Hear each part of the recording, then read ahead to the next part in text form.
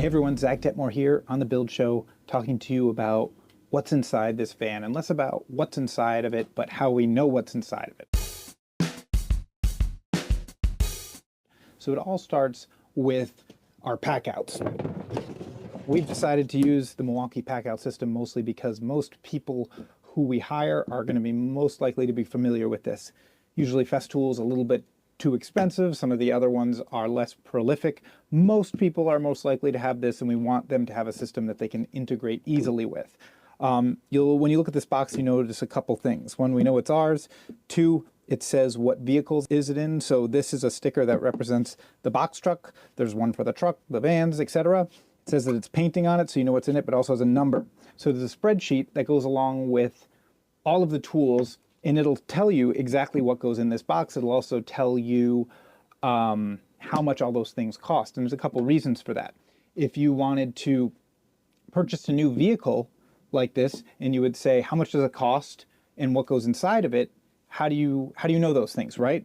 So we know what every packout costs and what its contents costs. In that way, we can calculate if we're going to buy a new vehicle, add it to the fleet. We know exactly what all of these things add up to. For example, the interior of this van is exactly $27,000, give or take. But that's what it costs to basically fill this thing up. And then we know if, hey, it looks like van 2 has been doing a lot of painting, we should get another painting pack out for that vehicle. We can just duplicate what's in here, and it creates consistency from vehicle to vehicle. So if I go in here looking for a hand masker, I can do that easily because I know there's a hand masker in 20 always, right? This is also pretty helpful for making improvements. If we want to buy a new tool, we have to consider the cost of that tool amortized over all the boxes. So some boxes are one-offs. Like maybe we only have one tiling box because we're only tiling one project at a time, but we may have dozens of PPE boxes because we have several vehicles and people have their personal cars, and maybe they have a PPE box in their personal vehicle that we are providing as a company.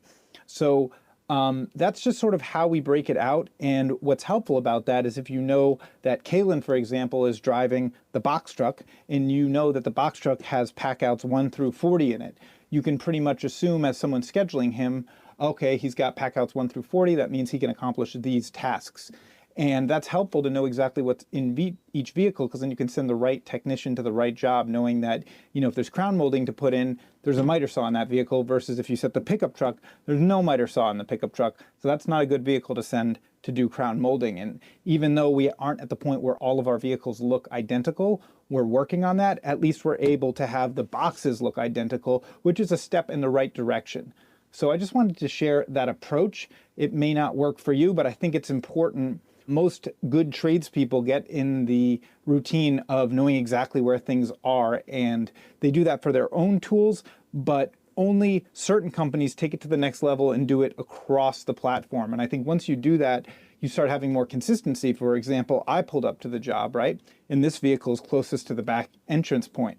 And if I needed a drywall screw, I know that the drywall screw is in the same location roughly that it is in my pickup truck. It just looks a little different. It's just in the back of this vehicle, but I know where it is because I have that muscle memory. If I had a system that looked completely different from this, I might be rummaging around here and never find anything. And when you sort of add employees and you add vehicles and you add jobs, that wasted time adds up and it costs you a lot. Labor is our most expensive resource, and we want to respect that. And it isn't that hard to set up these systems, but it does take time, and a lot of people don't want to put resources into time because that money isn't realized immediately.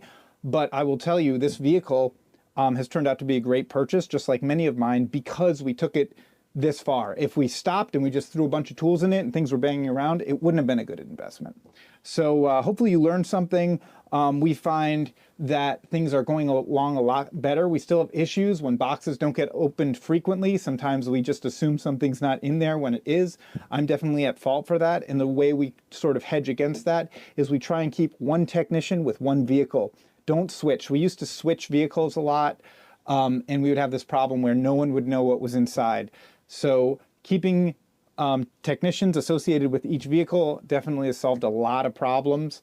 And making a space in a vehicle for a technician's personal tools. So this is Kalen's truck, and he's got a tower there. That whole bay is just his personal tools.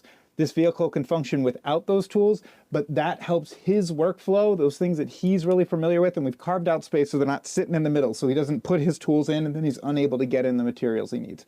So that's how we organize a vehicle. That's how we know what's inside this vehicle. See you next time on The Build Show.